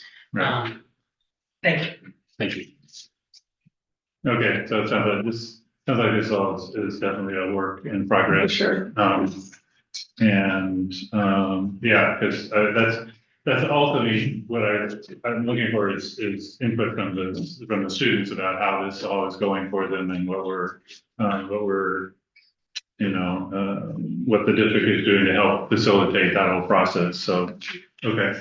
Oh, now I'll just say too, even how it initiated, how it started, right? Just even how it started, it took a while to build consistency, and we're trying to be more fluid because our students have different demands on their schedules as well. Right. But this year has been a little bit challenging due to some just conflicting schedules, and we're trying to regroup and think what the next iteration of that. We have to, because you're right, it's a lot of work on the student directors who have to participate here, and we're leading some of those pieces. I think that's what they wanted to do, is lead into that a little bit, but I think it's time to revitalize it a little bit and think through, like, what have we learned? I think from the systems part, we're now like almost year 2, I think, of a full 2 years. So this is a good time to revisit and reflect what's worked, what hasn't worked, and where do we need to go from here? For sure, 100%. Yeah, the other thing, their second big thing, and it has always been an issue for students, is the academic rigor and so forth. And to some of that, and we've heard some of that from you guys talking about it, some of it I think is partly an education process. I mean, Foster High School, for example, is moving from AP to college in the high school. And so that's part of, how the district is trying to address some of the rigor issues, and it may be bumpy, it may be, I don't know, but anyway, it sounds like okay. So the students, that advisory group needs to get a little more solid. Okay. Yes. Yeah, I just wanted to follow up on the question, and I think it was well discussed down at this end of the table about the low expectations. Students were saying there were specific courses that they weren't feeling challenged in, and I asked the question about that, and it was answered that data could be collected via student climate survey. Do we have additional plans that you can expound on as far as what those specific courses, how they can be addressed to maximize their value to the student? It's just discouraging to hear that there are some students, I'm sure not all, but some students might say that the class isn't rigorous enough. So I would say implementation of the recommendations hasn't been multiple levels, right? So at a district level, that very high level, that's where we would use that climate survey data to kind of go back to our school leaders to consult with them on what will their processes be.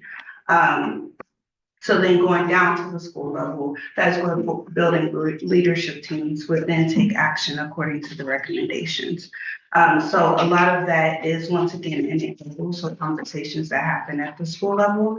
And then at our monthly school leader meetings, that's when we would get that feedback from them in ways that we can continue to support them to engage in and activate the recommendations that have been provided. Thank you. So. Yeah, I think it really is going to be really important to widen the number of students involved, because that's always been one of our big issues, is particularly finding the students that may not be feeling like they're getting what they need in school, either from a rigor perspective or just from a basic perspective. And so we need to hear all that. So And that's been an ongoing conversation that we've actually had this year within the board, which is recruitment. Right. And diversifying who is represented. Right. So. It's come up too in the portrait of the graduate work too, just making sure we're hearing from all, you know, not just like, of course, you need a sampling, but making sure the sampling of students is representative of our different, it's always something we have to think about. Absolutely. And just from a history perspective, I mean, there was a time a number of years ago when we had lots of students applying for the student rep position. Remember one year we had 7 and could pick one. Recent years, it's not been that way. And I think, how you do the recruitment and who's, particularly teachers have to be, I think, involved in encouraging students to do that kind of stuff. So anyway, this is from past experience. Any further discussion or questions? Perfect, thank you so much. Thank you. Just as a reminder, as a point of order, we want to make sure that we are following our board question process. Yes, if we need elaboration on the questions that were submitted in writing, we want to make sure that we're getting those, but please make sure that we're staying on point.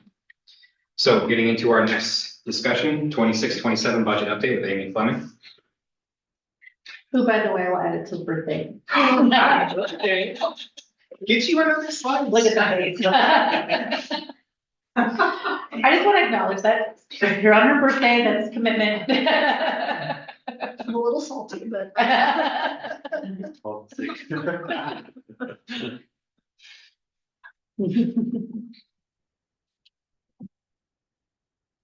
Okay, so we had quite a few questions on this one. Do we feel like any of these 5 were not answered or we need more information on? Well, a couple of ones where we need to wait for the OSBI spreadsheets to come out to determine what the impact is. And so that's the usual situation, unfortunately. Gotcha. No questions, just, I think, or maybe the only comment, was Dr. Larson already mentioned about the state, reducing the New Start program funds for the summer. So, curious to know what that would impact. I mean, it doesn't seem like a lot, it's only one. Yeah, so Amy Fleming, CFO, so Director Larson was correct, it's the FTE was increased a couple of years ago, so that students that were in need of kind of those summer credits to achieve their AA component were able, especially in their senior year, were able to go to school that summer to achieve those credits, and so that's why the FTE was increased, so that we would receive the funding that would allow them to go take these classes. And so unfortunately, that's been reduced from 10 credits to 5 credits for the summer. Okay, without anything further, unless you had anything that you wanted to point out specifically, Amy? No, I think I answered everything.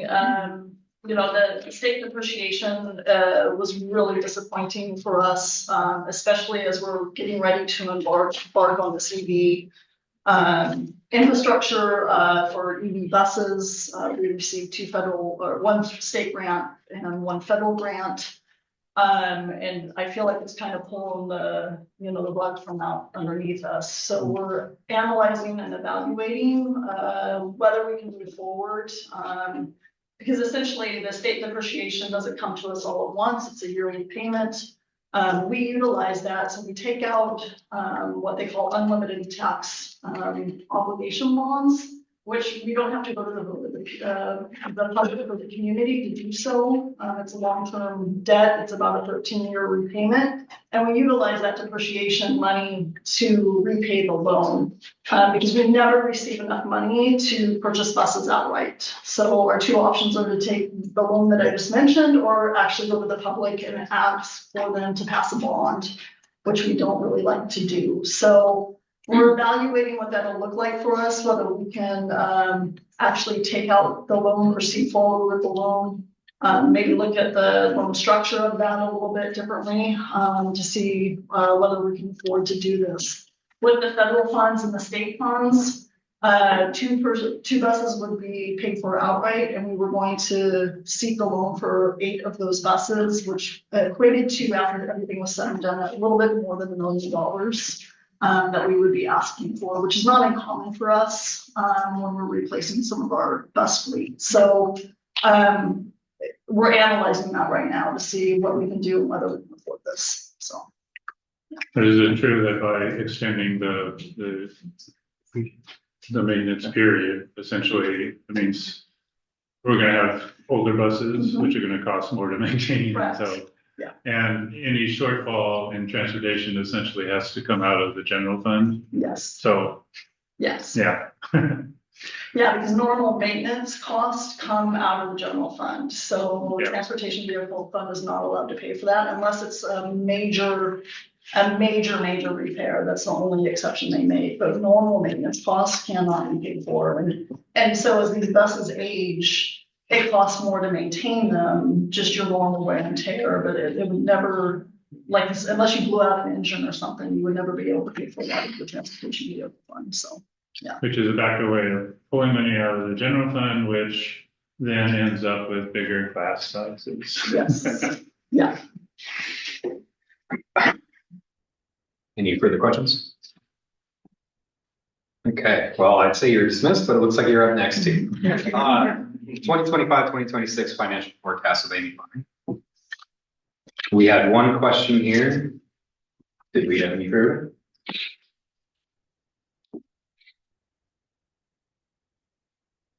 Amy, anything you wanted to add in particular? No, Or point out? additional on this one. Okay. All right, well, now you, wait. Not done. Wait. Monthly financial statement, February 2026 with Amy Fleming. So I don't think there were questions on this. I do want to point out though on the enrollment page, on page 3 of the document. So we continue to monitor enrollment. As I presented at the February 10th, gave you a little bit of a budget 101 as far as how we're funded. I do want to point out that our enrollment continues to drop. In February, we were at 2,519.38 average annual FTE. That's how we're funded. In March, we dropped an additional two kids, so it's not on this report yet. You'll see it next month, but we're monitoring every month what this enrollment is looking like for us. One quick point of inquiry, you said page 3, that was the monthly financial report, associated body and transportation fund? Page 3 of the monthly financial report, which is the enrollment page. Page 4. Sorry, continue. So I just want to point that out, that we continue to monitor enrollment because that drives how we need to plan for and budget for enrollment projections for next year, so. Perfect. Well, if there's nothing further, thank you, Amy. Now we are done. All right, we are moving the highly capable to our April regular board meeting. So it looks like our next one will be our asset prevention program with Liliana. I'm gonna butcher this, I'm so sorry. Cardenas? Cardenas, apologies. Has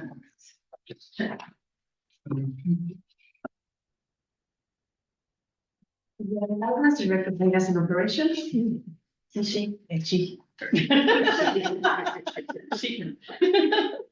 I'm practicing this. Okay, so we had the one question. Mhm. Did we have anything further that we needed? Just quick question. I don't think, one thing that I saw was, I think the Tukwila Elementary School, with the ADA accessibility for the water fountain for the outside was, I guess, not accessible in the report. I'm wondering, I think there's, other like ADA water fountains for students to utilize. It was in the McKinstry review report for the Tukwila Elementary one, I think page 32. My little brother attends Tukwila Elementary, so I asked him, I was like, is it utilized? He's like, I don't know, not really. So I don't think it was a big deal, but I assume, he said, he was like, there's other 88 water fountains that are on the first floor, second floor. And Yeah, I first think- floor and second floor. I assume they can be utilized. Do you feel like that needs to be addressed, or I feel like I already got my answer for my little brother, but What we usually do, we usually try to go get funds from grants, especially with the healthy grants. And those are the ones that we use to try to replace the water fountains. We would like to replace the water fountains with water filler stations, but it all depends if we could receive grants or not. yeah. So water fountains for that school has already, that school was finished built on 2021. So water fountains have not been replaced on those specific schools. So we're trying to find ways to receive funds and apply for grants to try to replace things on schools. Great. Perfect. Y'all are on top of it. Thank you. Do we have anything further or anything that you wanted to point out here? I feel like one of my questions wasn't fully answered, and so I just wanted to follow this up. This is on the parking lot recommendations. Yeah. Okay, so there was a section in there that talked about there was some damage to a parking lot, and it brought it down to the fair category. And the reason why I was concerned about that is, of course, to replace a parking lot is an enormous sum of money. Right. So I asked a question about seal coating, and we see that all the time. People do that in driveways. But it looks like that the question kind of answered that it was impacted by the striping. Normally seal coating is done and then striping is done over the top of it. Right. I just wanted to see, was my question clear on that, or was that? No, what I understood on your question was that the recommendation from the audit that we had was that we needed to do more with striping. So that was the recommendation, because in the past year, we have not done any striping to any of the schools due to the issues that we had with funding. So those were one of the tasks that were not done. So now we're starting again. And one of the recommendations were to do striping at the schools. Now, at Thorndike Elementary, we're also having an additional problem, and that's what probably the rate went down, is that we have an enormous tree right in front of the schools, which is also creating issues with the concrete entrance at the schools. So at this moment, we're looking into that issue. We are actually having a study done by an engineer coming over to see the roots of that particular tree has gone into the concrete underneath the concrete that is in the commons area of the cafeteria.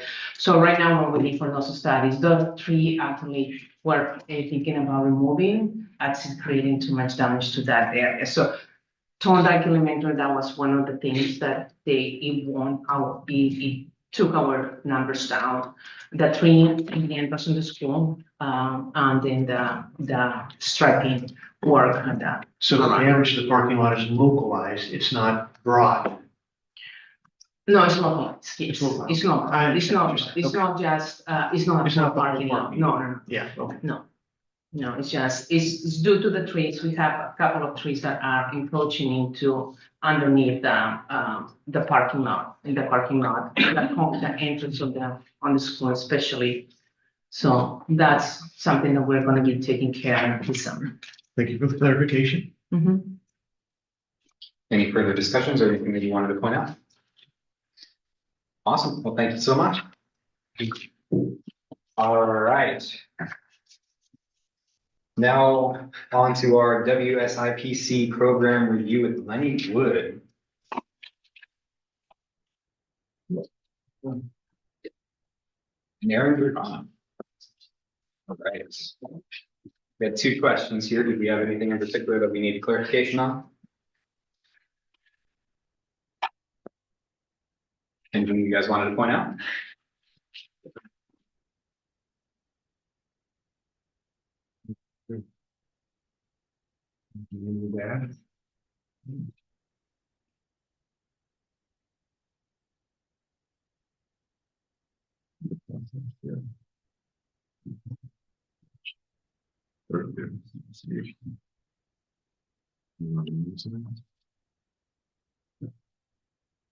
Aaron Dragon, I'm HR Labor Relations Tech. This is Letty Wood's first opportunity in front of the school board. And so I wanted to highlight some of the work that he's doing here. And so. Absolutely, go for it. Is there anything that you want to discuss? I don't know. I mean, it's very well done. It is definitely a lot of information. If there's anything in particular that you're really proud of or wanted to point out, I'd be happy to hear it. I can't think of anything that we need to add. No worries. Yeah, I think, you know, obviously, welcome to the new job. I mean, you're taking over a job from a guy who, you know, did this work, you know, and from my perspective, almost flawlessly for a number of years. And so the good news is he's left you a great structure here to work with. And so, you know, I mean, we've been kept out of problems in this area that other districts have had. And so, you know, it was great to see somebody from inside. So obviously, you know what he has done and everything. And so I feel like we're in good hands at this point because of the, you know, the structure that was in place and the fact that you know the structure that's in place. And so I think that bodes well. I appreciate that. Thank you.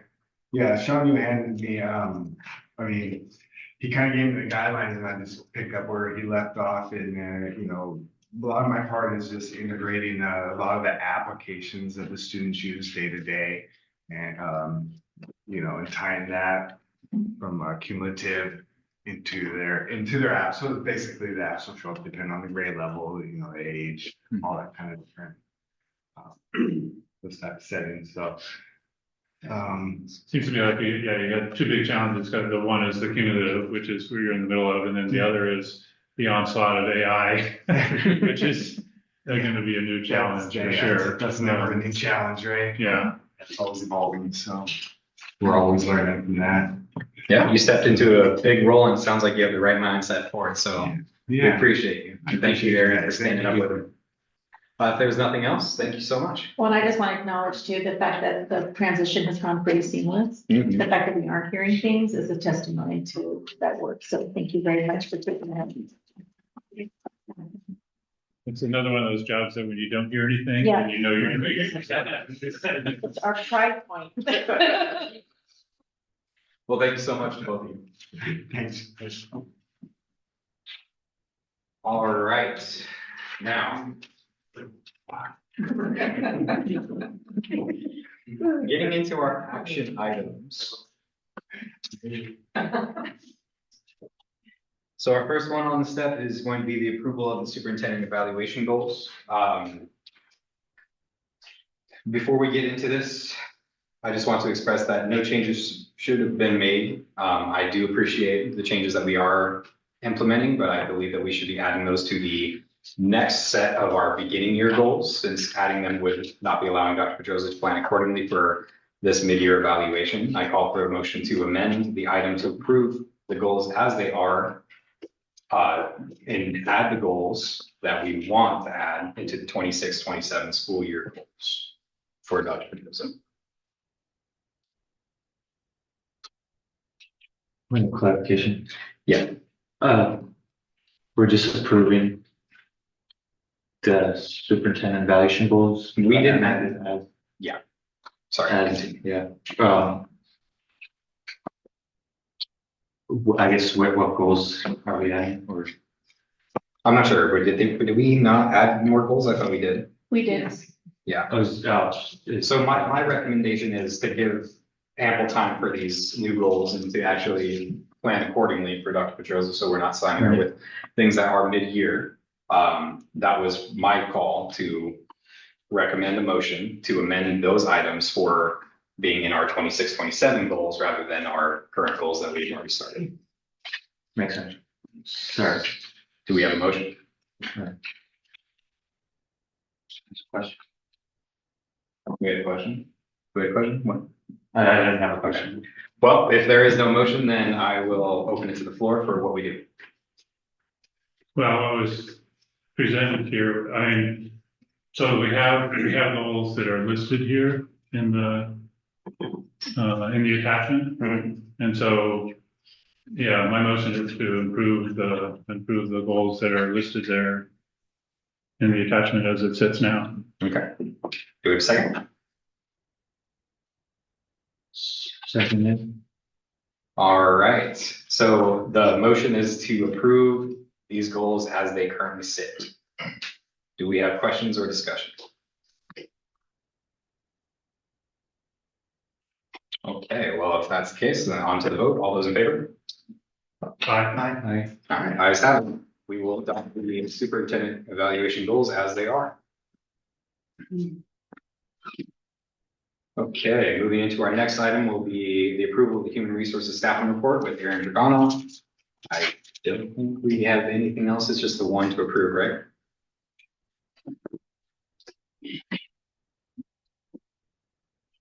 Do we have a motion? So moved. Second. All right, so the motion is to approve the human resources staffing report. Any questions? All those in favor? Aye. Ayes have it. All right, now we're getting into our cannabis letter. Do we have a motion? So moved. Second. All right, so the motion is to approve the cannabis letter as written. All those in favor? Or sorry. On to the discussion. All those in favor? Aye. Aye. Is Proctor still on? All those opposed? No, man. The ayes have it. That is approved. All right, approval of the overnight travel request 2026 First Robotics Competition Pacific Northwest District Championship in Cheney, Washington from April 8th to the 11th of 2026. Do we have a motion? So moved. Do we have a second? I don't know who's gonna accept that motion. Oh, do You you guys need said a it at the same second? time. You guys said it at the same time. Okay, so it's moved, Sal seconded. Okay, so the motion is to approve the overnight travel request 2026 reverse robotics competition, Pacific Northwest District Championship, Cheney, Washington, April 8th to 11th to 2026. Any questions? Well, just to clarify, this is a conditional, they would have to, proceed in their Auburn thing to get high enough to go here, but they're just putting this in case. Absolutely. They Totally may or may not go, but we hope they go. Totally understand. You have a point? No, I was just watching, I think it's. Yeah. Just making sure, that's all. All right, so the motion was to approve. Do we have, or on to the vote, sorry. All those in favor? Aye. All right, ayes have it. That motion is approved. All right, so approval on the overnight travel request for the AWSL Leadership Camp in Randall, Washington, July 12th to 17th, 2026. Do we have a motion to approve? So moved. Seconded. Seconded, okay. So just to be clear, Laura seconded. So the motion is to approve the overnight travel request for the AWSL Leadership Camp Randall, Washington, July 12th, 17th, or to the 17th, 2026. Do we have any questions? Yes. I don't know, this is coming up. Hold on. Okay.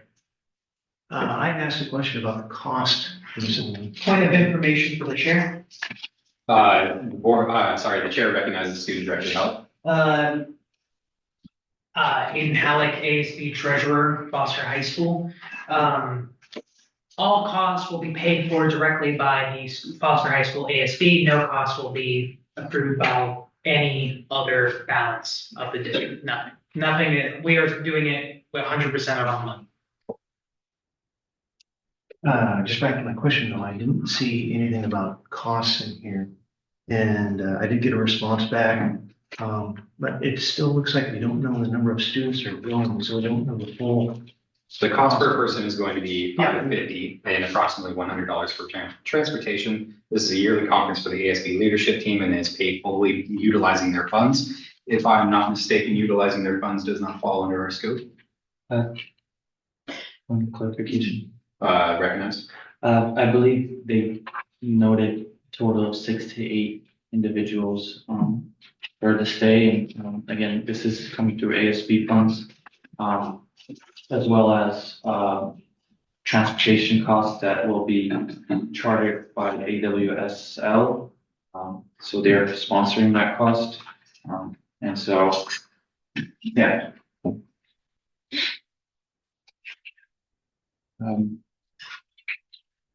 Just to make sure that doesn't fall under the board's scope, right? CFO or TA, superintendent? Amy Horn. Amy, thank you. Good evening, Nicole from me again. So what falls under the scope is the approval because it is student travel. Yeah. And so we want to make sure that the board is aware and is approving this travel. And for those purposes, this goes through the ASB student body for their own approval processes.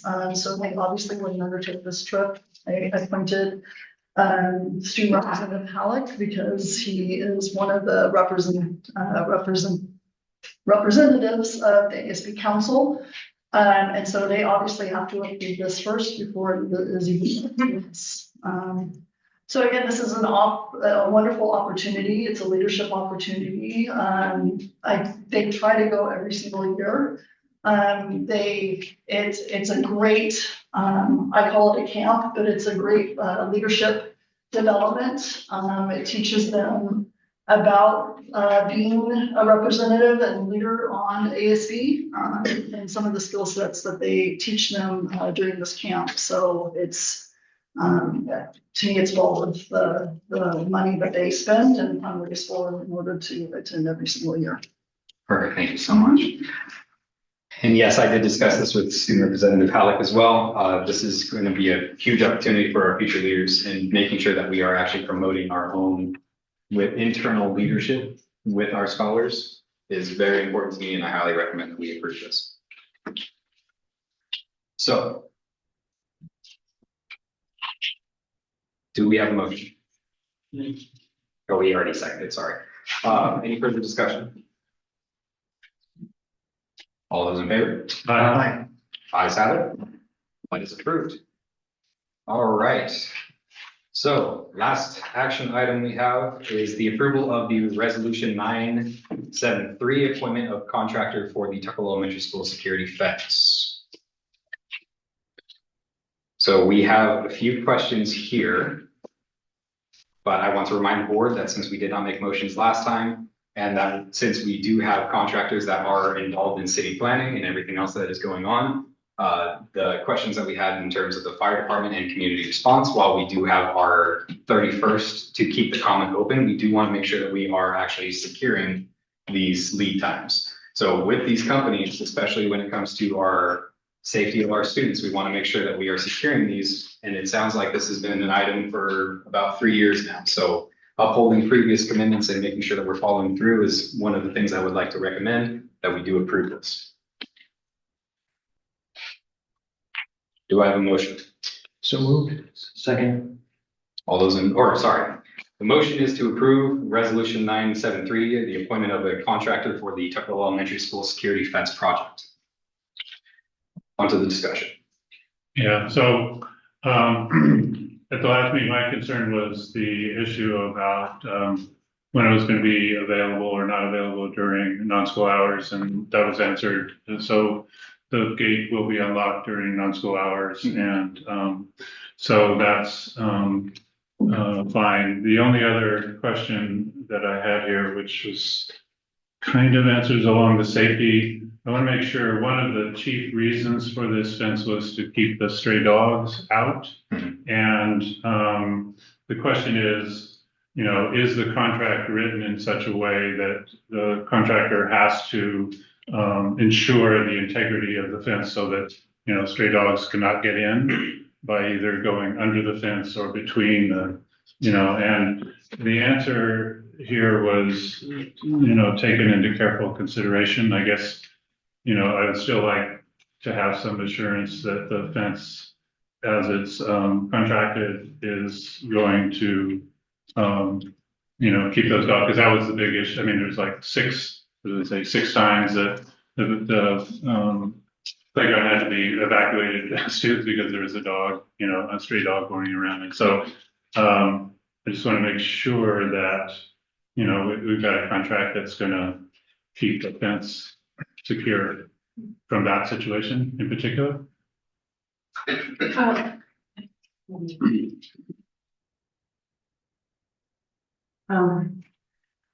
Liliana Cardenas. Yes, so, when we had the meetings for the design meetings, one of that specific situations that we took in consideration was the safety of students. We had that history behind about those people coming into the several times. So when we made the design is specific for keeping people out. The only way that a dog is gonna come in is gonna be gonna have to dig into underneath the fence. So the documents does not state that the contractor has to go an inch or 2 inches down. We're gonna be clearing the area and then we're gonna be putting the fence on the. Okay, so kind of just say they have to go to ground level plus another inch. To ground level. Okay. Yeah. Okay. So it's the only way the dog will go trying to dig. Yeah, dig yeah. into it. I just want to make sure there aren't any holes when we put it No. in first. I mean, it's conceivably over time and we have to patch, okay, fine, but Right. as long as it's, set up to begin with, okay. Yeah. Okay. Question? Yes. Yeah, I just wanted to, thank you for going out and checking with the Tukwila Police Department. I think there's some misunderstandings. I raised that question. Is that my hope is that the police department as well as the fire department would weigh in on this fence. Not that we're looking for their approval, but merely if they had suggestions for improvement. Naturally, if there was a fire, we want the fire trucks to be able to get back there. If there's an injury, we want the ambulance to be able to get back there easily. And sometimes people that do that type of work for a living can see, hey, if you just make this little change here, it can help us do our job. So that was my intent. But I'm very pleased that the Tukwila Police Department answered. I see Chief Drever has made his comments and fire department's outstanding, and I guess we'll just see what they see when they come in. I recognize that we can't change it, but we'll see what they say. Okay, I will keep you updated when we have the meeting with the fire department. But major changes to the fence at this moment, it will cost. Certainly. Because the sign started a while ago. And it was, like I said, it was input from the staff members and input from the schools, consideration on the safety of the students. So that's that drove that design forward at that point. Every fire department has access to our schools. We do provide Knox boxes at each entrance of the schools. They do carry key cards, especially in the police department, to get into our buildings on our area. So safety wise, I believe we're fine. But any suggestions that they may have, we can share with you, and then we can make some adjustments, but no change of the sign. And just as a point of privilege as a contractor, city management does contact, their fire department does contact the police department. They do have people that do plan these as architects of drawing all of these things up. So just as a reminder, when we get to voting, that has already been in place based upon city planning and making sure permits and everything are secured. So securing our contractor, even if it isn't necessarily there at this point, it will be done. And yes, we do want to hear from the community and the rest of the fire department. Otherwise, thank you. Thank you.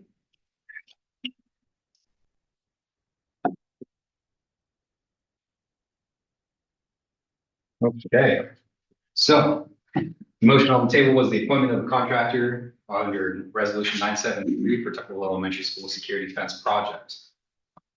Any further discussion? All those in favor? Aye. All right, that is adopted. All right, here's our last opportunity. We have our public comment. You did. Oh, One sorry. more, did E. Yeah. Yes, apologies. Thank you so much. We do have the approval of the SIP template. Right? Yeah. Do we have a motion? So moved. Do we have a second? Second. All right, on to the discussion. Or sorry. Thank you. The motion is to approve the SIPs template. The attachment is still not loaded, but it's not there, but I have it, so. Gotcha. Yeah. It's just point. All right. Oh, no, it's cool. If no further discussion, all those in favor? Aye. Ayes have it. That is adopted as well. Okay, now, last opportunity for public comment. Oh, there is someone online?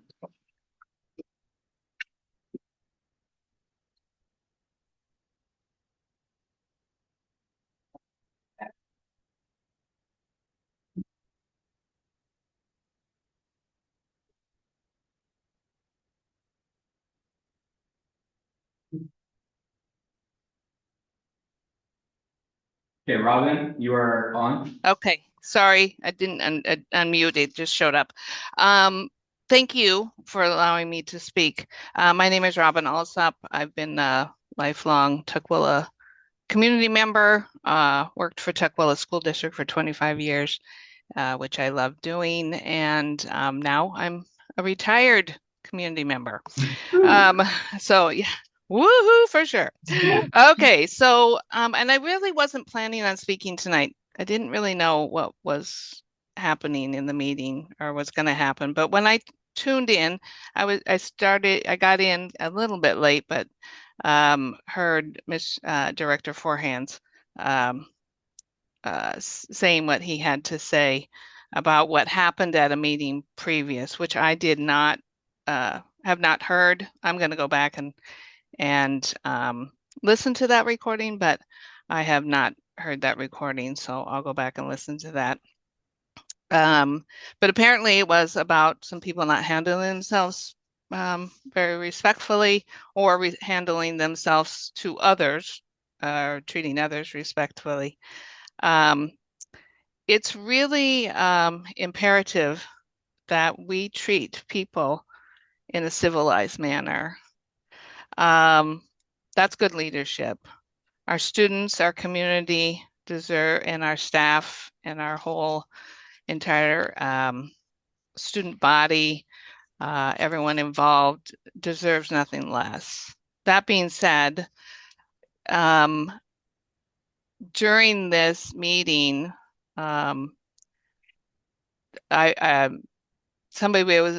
you were addressing a board member, and it's really important that you address people appropriately, and that should be, you should be director so-and-so if you're asking them for a question or do they have any input or anything.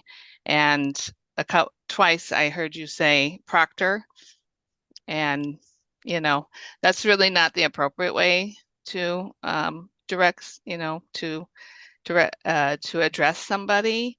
And so I think if we are looking to make some changes and continue in a right way so that we are working as a, you know, in continuity with one another and in civility with one another, it's important that that's a piece that we don't forget, is how we speak to other people. And so anyhow, I just wanted to say that I appreciate you letting me speak. And like I said, I would probably have a better way of saying, you know, this if I had really had realized that this was going to be a subject, and I would have probably put a little more time into it. So I apologize for that, but maybe in the future, that's what I'll do. So thank you so much. Thank you. Can I add a comment? Absolutely. Just one comment. I just sent a reminder to everyone, I think for everyone. So these new mics look great, but they don't have the power for distance. So every time people speak, just reintroduce yourself before you speak so the audience knows, especially those online, so they know who's speaking. Just making sure everyone does that as well. So this is Dr. Consu-Pedrosa addressing the team. I just want to make sure that we all just continue to introduce ourselves, even if we have to come up a couple times, it's repetitive, but just so people know in the audience who we are. Thank you. Any further public comment?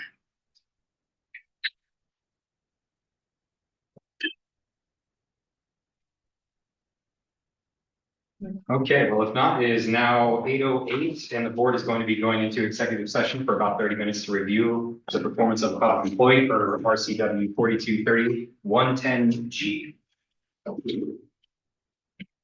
We will adjourn afterwards. We will come back online for anyone that wants to see afterwards for our adjournment. Otherwise, thank you all for coming. Thank you. If you want to come back with the other. And Judy, I will I'm email probably you gonna come back. tomorrow. And Yeah. Yeah, congratulations. Good luck. So I sent you a request for Haiti. Oh, yeah, I saw. Okay, that'd be really cool. I'll see. I'll see if we can find it. I get lunch. Okay. It'll be on Friday.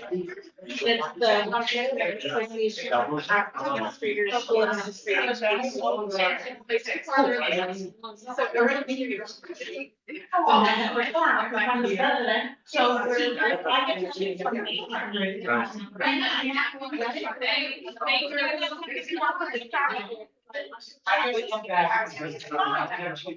Sure.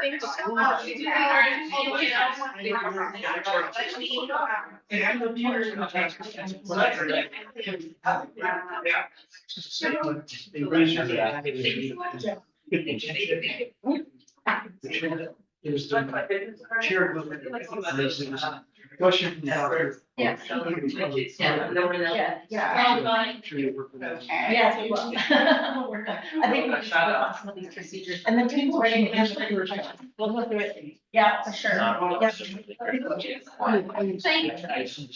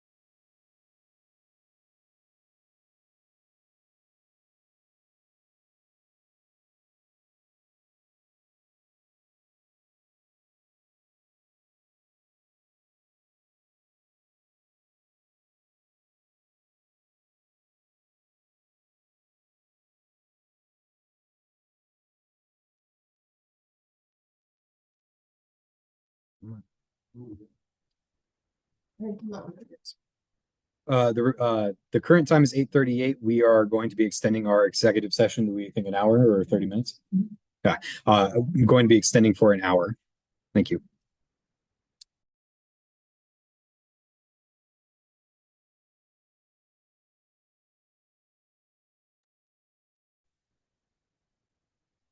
Okay, the time is now 9:26 and we are returning to our regularly scheduled board meeting. Does the chair have a motion to adjourn? So moved. And seconded from Director Larson. Onto the discussion. Motion was the fact that we are closing the meeting for adjournment. All right, on to the vote. All those in favor? Aye. Ayes have it. It is 9:26. Yeah, opposed, you stay. The time is 9:26 and this meeting is adjourned. Thank you very much.